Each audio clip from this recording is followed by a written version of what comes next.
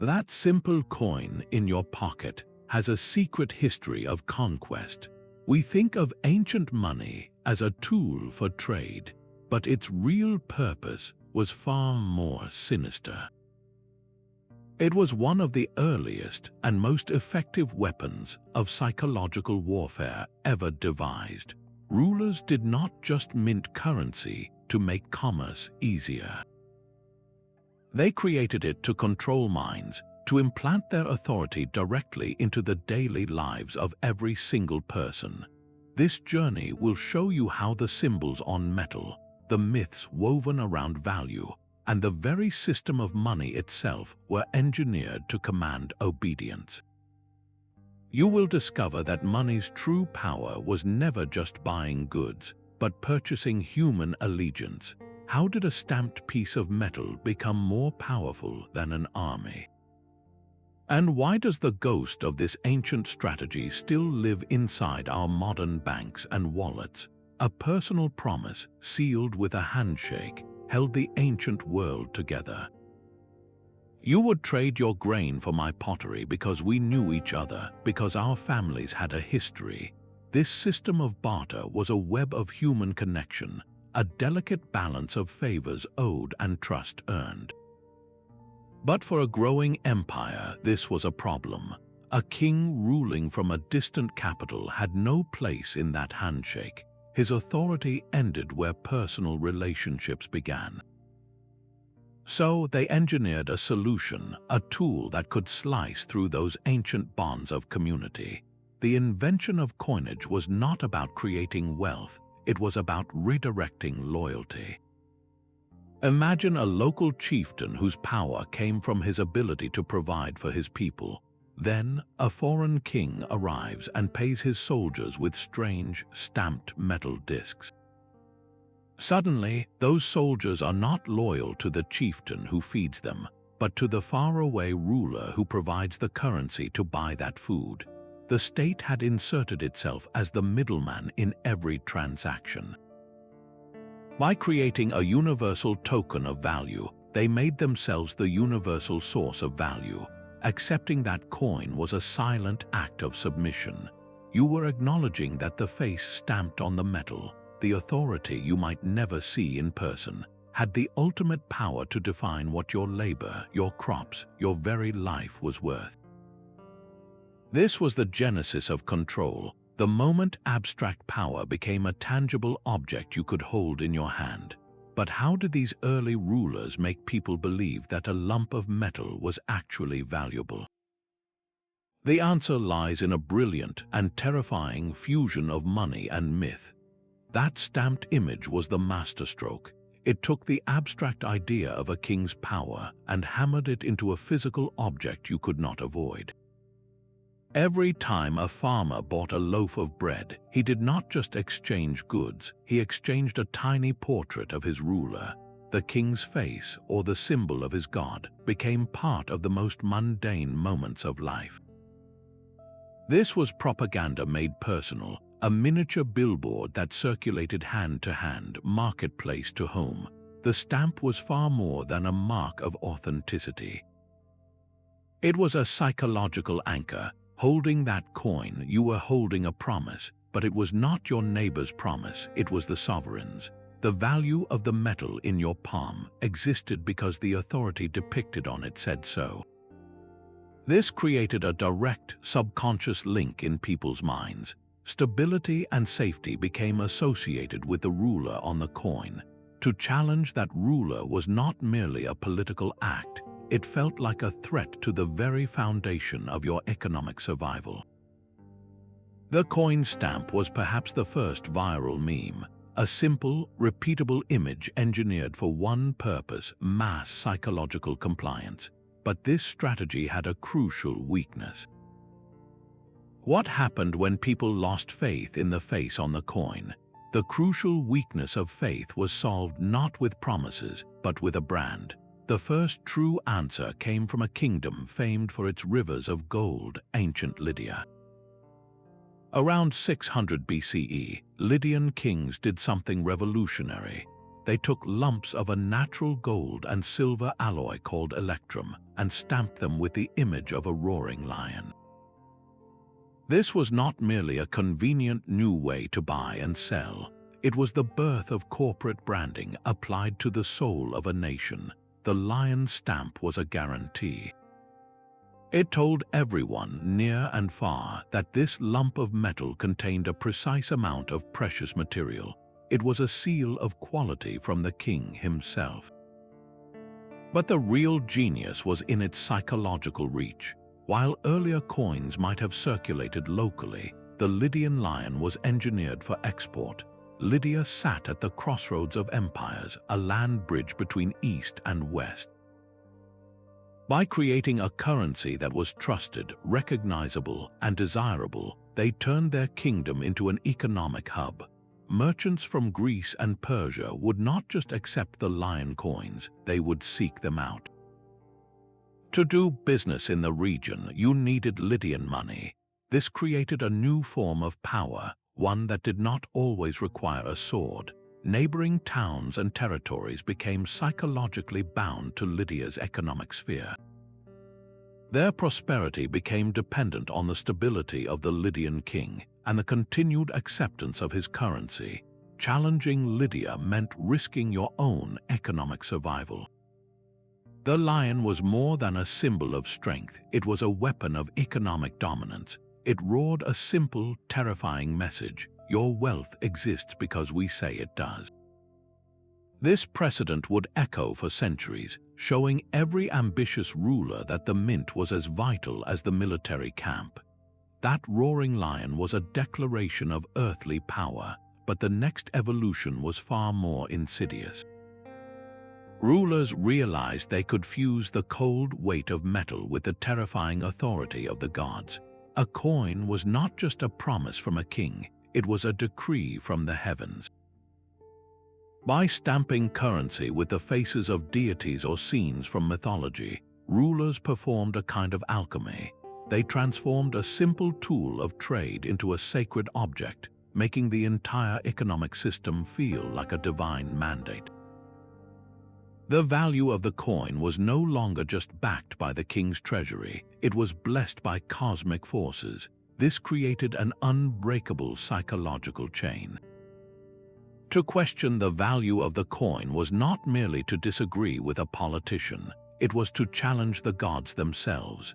It was an act of blasphemy. This brilliant move took currency out of the messy, debatable world of human politics and placed it firmly within the perceived eternal order of the universe. The system felt inevitable, as natural as the rising sun, because it was woven into the very fabric of people's spiritual beliefs. A farmer selling his harvest for a coin depicting Zeus was not just making a sale, he was participating in a holy rite. His daily survival became intertwined with a higher power, and by extension, with the ruler who acted as that power's representative on earth. This strategy built a fortress around the concept of money, making it almost immune to criticism. How could you argue against the will of the gods? The message was chillingly effective. Your prosperity and your piety were now one and the same, both dependent on accepting the sovereign's coin. This manufactured divinity, however, still relied on a very earthly form of trust. The true power of the coin lay in its consistency, the unspoken promise that every piece bearing the same stamp held identical worth. Before standardization, every market transaction was an act of negotiation and doubt. A merchant would weigh a lump of silver on a scale, argue over its purity, and question its origin. This inherent uncertainty created a low hum of anxiety in every trade. Then came the standardized coin. A king declared that every disc of metal stamped with his lion or his god would contain a precise weight and purity of metal. This was a revolution in human psychology. The chaotic, personal act of barter was replaced by the cool, impartial certainty of the state's guarantee. People no longer had to trust each other, they only had to trust the stamp. This predictability was a powerful sedative for the public mind. It reduced friction in commerce and created a profound sense of security. But this comfort came with a hidden leash. The state positioned itself as the sole provider of this economic calm. The stability of your daily life, your ability to plan for the future, now depended entirely on the continued authority of the mint. To rebel against the king was not just to challenge a ruler, it was to threaten the very predictability that made life manageable. The state had not just created a currency, it had created a dependency. This psychological cage was brilliantly effective because it felt like freedom. The convenience of not having to haggle over every ounce of silver masked the deeper truth that you had surrendered your economic autonomy. The standardized coin was a Trojan horse, delivering not just ease of trade, but a deep-seated reliance on the power that guaranteed it. This brilliant convenience, however, came with a hidden leash. The state had made itself the sole source of economic predictability, and it soon found a way to pull that leash with brutal efficiency. The mechanism was taxation, but not as a simple transfer of wealth. Ancient empires issued a command that would reshape human society, demanding that taxes be paid exclusively in their official currency. This was a masterstroke of psychological coercion. Suddenly, the abstract authority of a distant king became an urgent personal necessity. A farmer living his entire life in a remote village, who might never see a soldier or an official, now had a direct and unavoidable relationship with the state. To avoid punishment, he had to acquire those specific coins. How did he get them? He was forced to sell his grain, his livestock, or his own labor to someone who already possessed the state's money. This often meant selling to the government itself or to merchants tied to its power. The state had engineered a closed loop. It paid its soldiers and officials with the coins it minted, and then demanded those very same coins back from the population as tax. To survive, every person was compelled to participate in the economic system the state controlled. Their labor and produce became fuel for the imperial machine, and their survival became dependent on its continued function. The act of paying taxes transformed into a powerful, repeated ritual of submission. Every year, handing over those stamped discs was a physical acknowledgement that your life, your family's safety, and your future depended on the ruler whose image you held in your palm. You were not just paying a debt, you were performing an act of loyalty. This system made the entire population active, if often unwilling, participants in their own subjugation, binding them to the state's narrative with chains of sheer necessity. But what happened when the state itself broke the promise etched into that metal? That closed loop of taxation and trust had one fatal flaw: the promise itself. For a time, the system worked perfectly. The state minted coins of reliable weight and purity, and the public accepted them with confidence.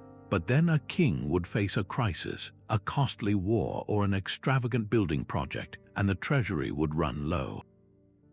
Instead of raising unpopular taxes, they discovered a more subtle form of theft, a deception hidden in plain sight. This practice was called debasement. The ruler would order the mint to produce new coins that looked identical to the old ones, bearing the same stamp of the lion or the god. But these new coins contained a little less gold, a little less silver. They were diluted with cheaper metals like copper or lead. The face value declared by the state remained the same, but the actual, intrinsic value had secretly been reduced. This was not a simple financial trick, it was a profound act of psychological manipulation. The first people to receive these new, weaker coins, often soldiers paid by the state, would spend them at their full value. The baker, the farmer, the merchant, all trusting the familiar stamp, would accept them without question. For a short while, everything seemed normal. But as more and more of this debased currency flooded the marketplace, a silent alarm began to sound. sellers, sensing that the money was not what it seemed, started to raise their prices. Why? Because instinctively they knew it took more of these lighter, impure coins to equal the value of the old, pure ones. This was the birth of inflation, not as an abstract economic force, but as a direct result of a ruler's betrayal. The public's wealth was being eroded not by an invading army, but by the very authority that had promised to protect it. By the time people realized what was happening, the king had already paid for his armies or his palaces. The financial damage was done, extracted quietly from the pockets of every citizen who had trusted the symbol on the coin. This deception bred a deep and lasting distrust. It proved that the state's guarantee was not a sacred vow, but a flexible story, a narrative of value that could be rewritten whenever it became convenient for those in power. The real value was never in the metal itself. It was in the collective belief that the state's story was true. Debasement was the ultimate demonstration of this power, the power to redefine reality with a stamp and a lie. That silent betrayal through debased coins revealed a terrifying truth. The value of money was always a story told by the powerful. But the most successful empires told a story so compelling it did not just extract wealth, it forged new identities. No currency achieved this psychological conquest more completely than the Roman denarius. As Roman legions marched across Europe and the Mediterranean, they were followed not just by engineers and administrators, but by the mints. The denarius, a small silver coin, became the true backbone of the empire, a unifying force more pervasive than any law. From the misty hills of Britain to the sun-baked markets of Egypt, this single currency created a common economic language for millions of people who had never before considered themselves connected. Every transaction with a denarius was a subtle lesson in Roman order. The coin's consistent weight and purity were a physical manifestation of Roman reliability, a promise that the empire's word was as solid as the metal in your hand. But the real psychological power was in the portrait. The face of the emperor, stern and authoritative, stared out from every coin purse. In distant provinces where a citizen might never see the emperor in person, this tiny image was the state. It was a constant, intimate reminder of who was in charge, transforming an abstract imperial power into a familiar, daily presence. Using the denarius meant more than just buying bread or paying taxes. It meant participating in a system built on Roman law and Roman values. A local chieftain in Gaul, accustomed to trading with cattle or rough lumps of metal, now had to engage with a sophisticated monetary system to remain relevant. To acquire denarii, he had to produce goods that Romans wanted or offer services that the Roman economy valued. Slowly, his own sense of worth became tied to this foreign currency. His wealth was no longer measured in ancestral lands or herds, but in Roman coin. The denarius did not just facilitate trade, it rewired ambitions and loyalties. The coin became a passport to Romanitas, the idea of being Roman. For conquered peoples, adopting the denarius was the first step toward gaining status, legal rights, and economic opportunity within the empire. A Greek merchant, an Egyptian farmer, a Gallic craftsman, all found their lives increasingly intertwined with the flow of imperial currency. The repeated act of commerce, of handing over the emperor's image to receive goods, became a ritual of assimilation. Without a single edict demanding cultural change, the humble denarius accomplished what legions alone could not. It bought identities, persuading a diverse array of cultures to see themselves as part of a single Roman world. The empire's greatest victory was not won on a battlefield, but in the marketplace through the quiet, relentless circulation of a small silver coin. Every coin was a miniature canvas for a terrifyingly simple story. The symbols stamped onto that metal were never chosen at random. They formed a silent, universal language, decipherable by everyone from a learned scribe to an illiterate farmer. A roaring lion was not just a picture, it was a declaration of the king's untamable strength. An eagle soaring across the face of a coin was a promise of the empire's far-reaching dominion. A sheaf of wheat signaled that the ruler was the ultimate source of prosperity and food. But this language had a darker, more menacing vocabulary. Some coins depicted scenes of utter subjugation, images of bound captives kneeling beneath the conqueror's foot, or the shattered walls of a defeated city. These were not celebrations of victory, they were calculated threats. Every time you handled such a coin, you were holding a tiny, cold reminder of the fate awaiting those who dared to challenge the established order. This visual language worked on a deep, subconscious level, blending the comforting promise of security with the chilling threat of violence. The complete narrative was communicated in an instant. The ruler is all-powerful. The ruler provides for your needs, and the ruler will mercilessly punish any defiance. For societies where few could read written proclamations, the coin became the most effective form of mass communication. It was a daily briefing on the state of the empire, delivered directly into your hand with every purchase. It constantly reinforced the price of loyalty, and just as importantly, the devastating cost of rebellion. The currency was not just a tool for buying bread. It was a portable propaganda machine, ensuring that the ruler's message of fear and favor was the last thing you touched before you went to sleep, and the first thing you reached for when you woke. That silent threat etched onto every coin required a final, masterful control over human desire. The power of the image and the story meant nothing if the currency itself was as common as the dirt on the road. Rulers soon discovered that true psychological dominance came from controlling not just the message, but the very availability of the medium. They learned to manufacture scarcity. By tightly regulating the number of coins minted each year, a king could perform a remarkable trick. He could make a piece of metal seem more valuable simply by making it harder to find. This artificial limitation created a powerful undercurrent of anxiety and dependence throughout the economy. When coins are plentiful, people take them for granted. But when they are scarce, every transaction becomes a tense negotiation. The farmer with a cart full of grain finds that no one has enough coin to buy it all. The laborer offering a day's work must accept a lower wage because the employer's purse is nearly empty. This economic friction was not an accident, it was a deliberate strategy. The state positioned itself as the sole source of relief from this pressure. A new release of coins from the royal mint was not seen as a routine economic action, but as an act of royal benevolence.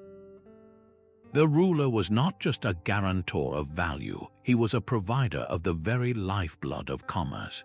His decision to mint more currency was met with public gratitude, reinforcing the perception that prosperity flowed directly from the throne.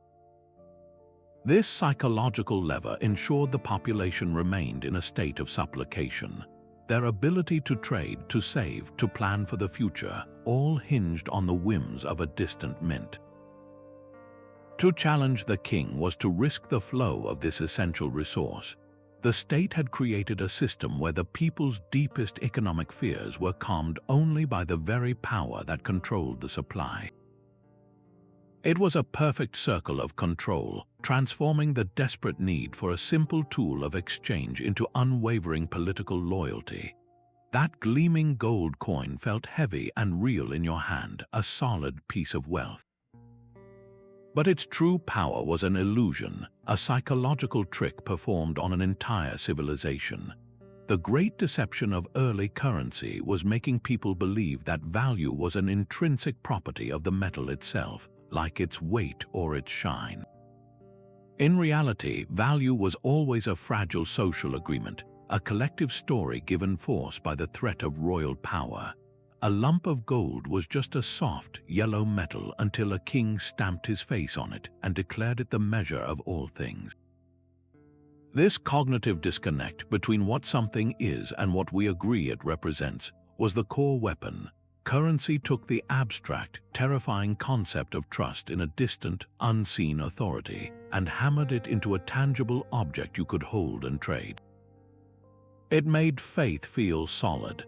This is the classic magician's misdirection, drawing your attention to the shiny physical token while the real magic, the act of collective belief, happens invisibly in the background. The coin's weight and luster convinced you that the value was in the substance, when all along it was in the symbol and the power behind it. This fundamental blurring of lines between real wealth and socially constructed belief is the ghost that has haunted every financial system since. We still struggle with this same disconnect today, holding a paper bill or seeing a digital number and feeling its reality, even though its value remains a story we all choose to tell each other, a story backed by promises and power. The most powerful symbols are those that repurpose your own strength against you. In ancient China, rulers perfected this art not with coins but with miniature bronze knives. These were not abstract symbols, they were perfect, scaled-down replicas of the very tools people used to work the land and defend their homes. This was knife money, and its design was a psychological masterstroke. By casting currency in the shape of a weapon, the state performed a kind of symbolic disarmament. The message was subtle yet devastating. The knife you once held for protection was now an object you exchanged for goods. The tool that represented your self-sufficiency was transformed into a token of your reliance on a larger system. Every transaction became a silent ceremony of submission. A farmer selling his rice for a handful of bronze knives was physically accepting a new reality. His independence, once symbolized by the real knife at his belt, was being monetized and managed by a distant authority. The state had taken the very image of individual power and redefined it as a unit of state-controlled value. This currency was a constant, tangible reminder of a profound societal shift from a world of self-reliant communities to one of integrated subjects. To use knife money was to hold the ghost of your own autonomy in your hand, a blunt instrument now smoothed into a medium of control. It made pacification feel like progress and dependence feel like convenience. That bronze knife, once a tool of independence, became a unit in a system with no alternatives. The state's ultimate psychological victory was not just forcing people to use its currency, but making them forget that any other way of exchange had ever existed. Before the imposition of a single, official money, human societies thrived on a rich tapestry of value. A village might operate on a complex web of favors owed and repaid over generations. A community might share resources through a gift economy where status came from generosity, not hoarding. Neighbors might trade a day's labor for a repaired roof, no metal required. These were not primitive systems, they were sophisticated networks built on mutual trust and local knowledge. But the arrival of a standardized, state-backed currency systematically dismantled these alternatives. The king's coin was declared the only legitimate tender for paying taxes and settling major debts. Slowly, insidiously, the vibrant, multi-threaded fabric of local economies began to unravel. Why rely on your neighbor's promise when you could hold the king's guarantee in your hand? The convenience of the coin made older systems seem cumbersome, even backward. Local barter networks, community credit systems, and informal gift economies were not outlawed with a decree. They were simply marginalized into irrelevance. They became the language of the poor and the remote, while the state's currency became the language of power, progress, and official reality. This created a profound psychological monopoly. The state's definition of value, its measurement of wealth, became the only one that was considered rational and real. People gradually lost the mental framework to even conceive of wealth or exchange outside the state-sanctioned system. Asking how much something was worth no longer meant how many baskets of grain or days of labor it represented. It meant how many coins it could fetch. This narrowing of economic imagination was the final, and perhaps most complete, victory in the psychological war. A population that cannot imagine an alternative to the system is a population that cannot rebel against it. The currency became the water in which the fish swam, an invisible and unquestioned environment that shaped every single thought about value, success, and survival. To question the king was no longer just a political risk. It felt like a rejection of reality itself, a madness rooted in an economic world that had ceased to exist. The soldier's loyalty was the final and most crucial link in the chain. An empire could have the most sophisticated currency in the world, but without a loyal army to enforce its value, the entire system was built on sand. The solution was as brutal as it was brilliant. By paying soldiers a regular, standardized wage in the state's own coin, rulers performed a psychological alchemy. They transformed a warrior's sense of honor and tribal belonging into a simple, calculable transaction. A soldier was no longer fighting for his chieftain or his village. He was fighting for his salary. His primary allegiance shifted from the bonds of blood to the cold certainty of the payroll. This created the world's first professional, standing armies, forces whose survival was directly tied to the survival of the state that paid them. The psychological effect was profound. A soldier paid in Roman denarii did not see himself as a Gaul or a Briton who happened to serve Rome. He was a Roman soldier, period. His identity, his daily bread, and his future prospects were all defined by the flow of imperial currency. This forged a self-perpetuating cycle of control. The state mints coins to pay its soldiers. Those soldiers then use the coins to buy food and goods from the local population, forcing the entire economy to accept the currency. The army's presence ensures the state can collect taxes in that same currency, which then refills the treasury to pay the soldiers again. The soldier himself became a living, breathing instrument of this system. Every time he spent his pay in a local tavern or market, he was not just a consumer. He was a walking advertisement for the power of the emperor whose face was on the coin. His very livelihood was a constant physical demonstration that prosperity and security flowed from the central authority. To challenge that authority was not just a political act, it was a direct threat to the soldier's paycheck, and by extension, to the armed enforcer standing right in front of you. The currency had bought the army, and the army now protected the currency in a perfect, unbreakable circle of power. A king's power once ended at the horizon his messengers could ride. But a coin could travel where a legion could not march.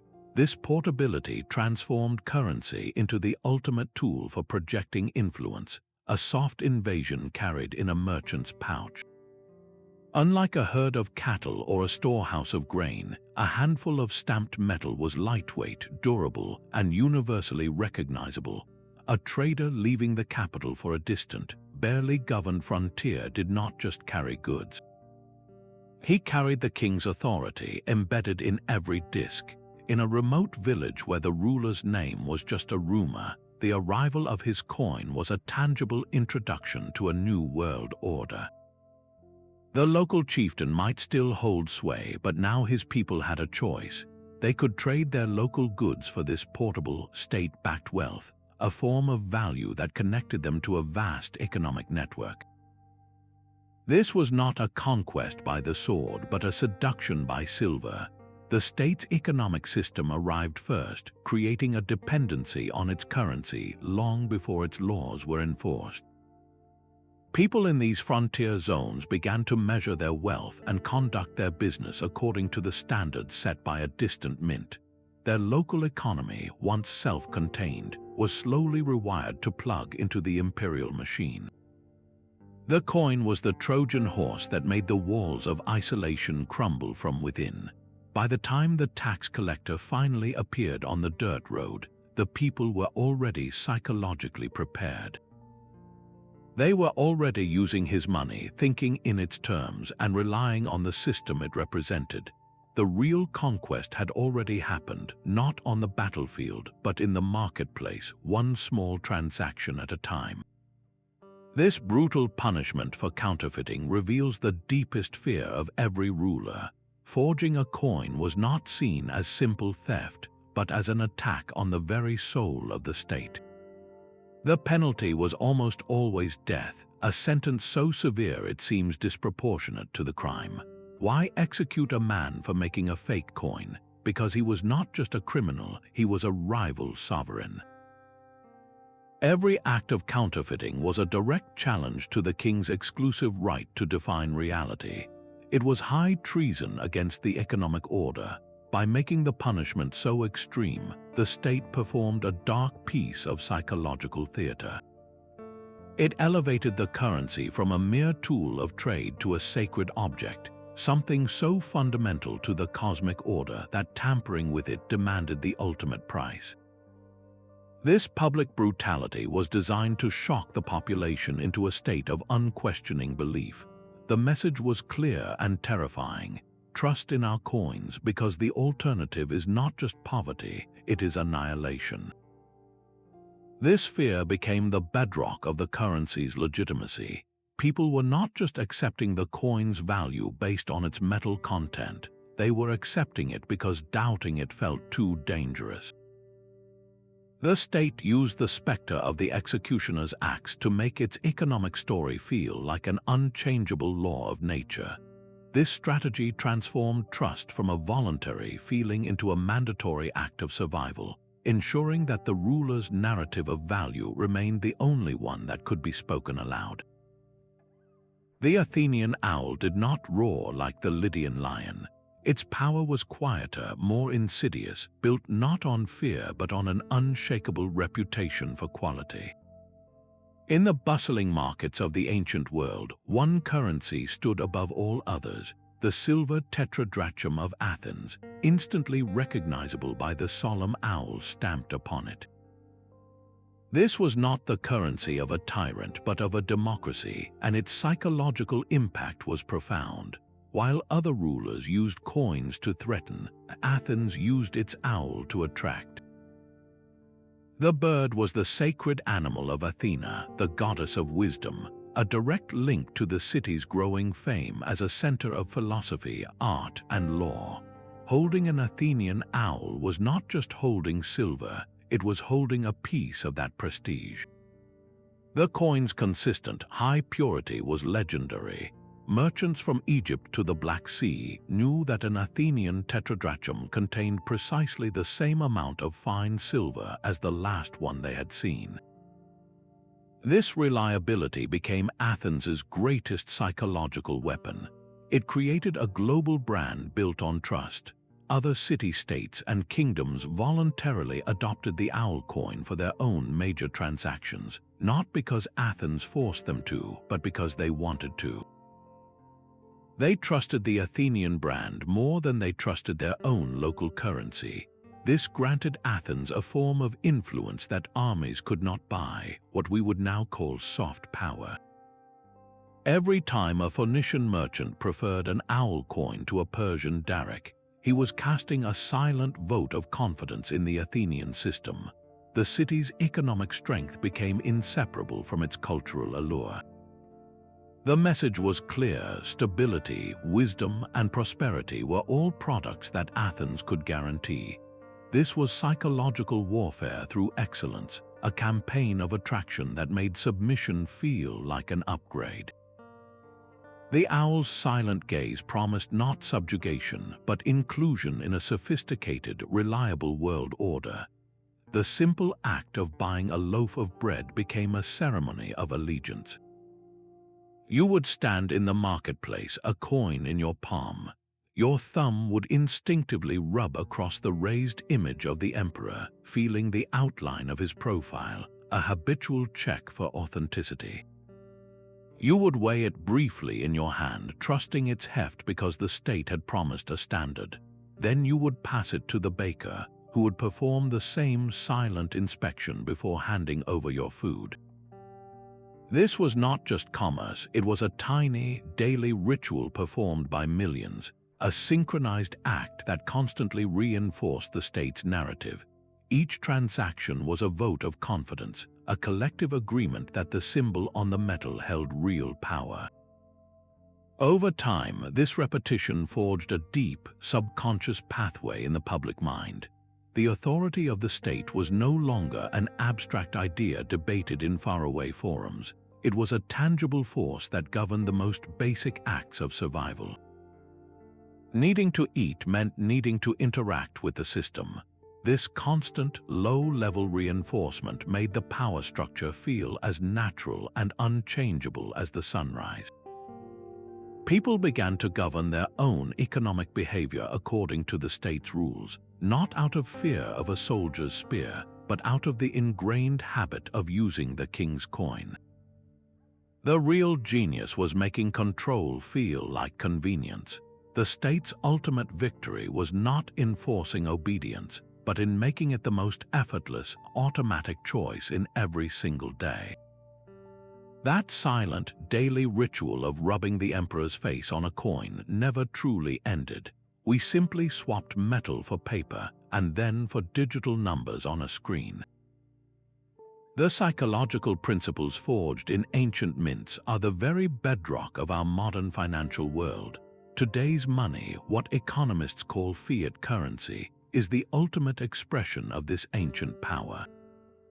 It has no intrinsic value. A $100 bill is just a piece of cloth and ink. Its worth comes entirely from a collective agreement, a story we all choose to believe, enforced by the full faith and credit of a government. This is the final, logical step in the psychological warfare begun millennia ago. The value is no longer even pretended to be in the object itself.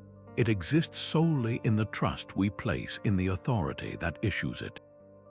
Central banks have become the high priests of this system, performing a sophisticated dance of perception management. When they engage in quantitative easing, essentially creating new money, they are executing a precise, digital form of the ancient practice of debasement. They are increasing the supply of money, subtly diluting the value of every unit already in existence, just as a Roman emperor would mix copper into his silver denarii. The goal is the same: to fund government initiatives without immediately raising taxes, quietly transferring wealth through the mechanism of inflation. Similarly, by raising or lowering interest rates, they control the scarcity of credit, a modern equivalent of a king regulating the flow of coins from his mint to manipulate the economy and maintain his power. Recognizing this lineage is crucial. It reveals that our financial systems are not naturally occurring, purely rational machines. They are deeply human constructions, built on ancient blueprints for social control. The language has changed from stamped lions to terms like inflation targeting and monetary supply, but the underlying objective remains: to shape behavior and secure allegiance through the management of belief. Financial literacy, therefore, is more than just understanding interest rates and investments. It is the key to recognizing these enduring power dynamics, to seeing the ghost of the ancient king in the actions of the modern central banker, and understanding that the story of value is still being written, not with hammers on metal, but with policies that influence the mind. Our minds crave something solid to hold onto. An idea, no matter how powerful, remains slippery until it is given a physical form. This is the profound psychological trick at the heart of those first coins. The abstract, terrifying concept of trusting a king you would never see was suddenly made small, heavy, and real. You could feel the cool weight of it in your palm, run your thumb over the stamped image. This transformation was genius. It allowed people to project their fragile faith onto a tangible object, to mistake the symbol for the substance itself. And this created a quiet, persistent conflict within every person who used the currency, a mental friction known as cognitive dissonance. On one level, you knew the truth. You understood that this disk was just a lump of silver, no different from the unmined ore in the mountain. Its value was not a physical property like its color or its weight. Yet you acted as if it were inherently valuable. You would sweat in the fields for days to earn a handful of these metal circles. You would trade your livestock, your grain, the work of your own hands for them. This willingness to believe the story over the evidence, to accept the illusion, became the silent foundation of every economy that followed. Ancient rulers did not just create a medium of exchange, they weaponized a fundamental quirk of human psychology. They fostered a shared hallucination, a collective agreement to see a king's promise in a piece of metal. This shared dream enabled civilizations to build roads, raise armies, and create art on an unprecedented scale. It allowed for the cooperation of millions, but the terms of that dream were always written by the elite who controlled the mint. The system functioned, but it functioned for them. The great unresolved tension of money was born in that moment, the dissonance between what we know and how we act, a ghost that has haunted our wallets ever since. That shared hallucination of value did more than just build empires, it tore apart the very fabric of community. Before the king's coin, your standing in society was a complex tapestry. It was woven from your family's name, the respect you had earned from your neighbors, the fertility of your land, and the honor of your word. Wealth was relational, deeply tied to your place within a web of people. Standardized currency replaced that rich, personal tapestry with a brutally simple metric. A person's worth was no longer a story told over generations. It was a number, the cold, hard count of coins in a strongbox. This was a psychological earthquake. It created a new, stark divide between those who had easy access to the state's financial system and those who did not. A merchant who secured lucrative contracts to supply the army with grain could amass a fortune in coins almost overnight. Meanwhile, a farmer whose family had worked the same land for centuries might possess immense social honor, but very little of the official currency needed to pay the tax collector. His ancestral prestige was suddenly worthless in the new economic game. Currency became the ultimate social sorting machine, creating classes defined not by blood or virtue, but by cash. This quantification of human value was a masterful strategy of division. It redirected the natural human drive for status and security. Instead of communities uniting to question the ruler's authority, individuals were set in fierce competition against each other to accumulate the very tokens the state provided. Your neighbor was no longer a partner in survival, he was a rival for a limited supply of coins. This fostered a radical individualism that shattered communal bonds. People began to hoard wealth privately, seeing their success as separate from the fate of their village. This made the population infinitely easier to govern. A society fractured into competing individuals, all striving to win a game whose rules were written by the state, lacks the unity to mount an effective challenge. The ruler, by inventing money, had not just created an economy, he had engineered a society where everyone was too busy counting their coins to count the ways they were being controlled. This gradual fading of barter was not a peaceful transition. It was a quiet conquest of the imagination. As official currency spread from marketplace to tax collection, the intricate social rituals that once governed exchange began to wither. The collective memory of how to operate outside the monetary system, a knowledge passed down through generations started to fragment and then dissolve entirely. Think of a village elder who once knew the precise value of a day's labor in terms of repaired tools or shared harvests.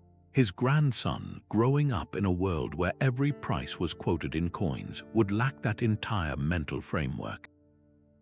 The skills of negotiation, the complex calculus of favors, the deep understanding of community needs that made barter and gift economies function, these were no longer taught because they were no longer seen as useful. This cultural erosion was a subtle but devastating form of psychological warfare. The state did not just provide a new option, it systematically made the old options seem primitive, inefficient, and ultimately unimaginable. The currency-based economy ceased to be one system among many and became, in the public mind, the only rational way the world could work. This created a profound dependency. A person who cannot conceive of wealth beyond a bank balance or exchange without a medium of money is a person psychologically chained to the institutions that control that money. The victory was not merely economic, it was epistemological. The rulers had succeeded in controlling the very definitions of value and exchange. They shaped the boundaries of what their subjects could even think was possible. A population that has forgotten there are other paths is a population that will never think to leave the road it is on. The most complete control is achieved when the controlled no longer realize they are in a cage. While other Greek cities competed to mint the most beautiful and trusted coins, Sparta took a radically different path. They saw the very concept of elegant, portable wealth as a poison to their rigid way of life. Instead of silver or gold, Sparta's official currency was a collection of heavy, rust-prone iron bars. These were not convenient tokens. They were deliberately designed to be cumbersome and impractical. A transaction that required a single silver coin in Athens might demand a wagon-load of Spartan iron. This was not an economic failure. It was a psychological masterstroke, a system of money engineered to make wealth accumulation so difficult that no one would bother trying. The Spartan leaders understood that luxury and foreign influence were the greatest threats to their militaristic society. By making their currency impossible to use for large-scale trade with outsiders, they built a wall of economic isolation around their city. A merchant from Corinth or Thebes would find it pointless to bring his goods to Sparta. What would he do with a payment of worthless, heavy iron that no one outside the city would accept? This weaponized inconvenience ensured that Spartan citizens remained focused on one thing, and one thing only, their lifelong duty as soldiers. There was no point in amassing a fortune if that fortune was impossible to spend on fine wine, imported fabrics, or lavish homes. The iron bars reinforced a brutal equality. Your status came from your prowess on the training ground, not from the size of your strongbox. Every aspect of the currency, from its weight to its lack of beauty, was a constant physical reminder of the Spartan ideal: discipline over comfort, the collective over the individual. The state had not created a medium of exchange. It had created a tool for social engineering, using the sheer awkwardness of money to sculpt the perfect warrior society from birth. That final, silent victory was the erasure of economic imagination itself. From the first stamped coins to the digital numbers in our bank accounts, the story of currency is not one of neutral progress. It is a chronicle of psychological power. The invention of money was never primarily about simplifying trade. It was a master strategy for simplifying control, a method of implanting the authority of a distant state directly into the palm of every hand. Think of the roaring lion of Lydia, the divine faces on Roman denarii, the heavy iron bars of Sparta. Each was a carefully chosen symbol, a piece of a larger narrative. The move to standardized weights was not just for accuracy, but to create a dependency on state-guaranteed predictability. The closed loop of taxation forced universal participation, binding survival to the system. These were not random economic developments. They were meticulously crafted weapons in a silent, centuries-long war for the human mind, designed to replace community loyalty with state allegiance. By pulling back the curtain on this hidden history, we gain something invaluable: a critical lens. This perspective allows us to look at our own financial world not as a natural force, but as a constructed reality. The terms we use today, inflation, interest rates, quantitative easing, are the modern vocabulary for the same ancient power dynamics. They are the stories told by central banks, the new high priests of value. The next time you hand over a paper bill or tap your phone to complete a payment, pause for just a second. Remember that you are participating in a ritual that is thousands of years old. You are holding a token of a psychological battle, and in that moment, ask yourself the most important question: who is defining the value I accept? Share your thoughts on this hidden power of money in the comments below. And if you want to keep uncovering the deep mysteries that shape our reality, subscribe.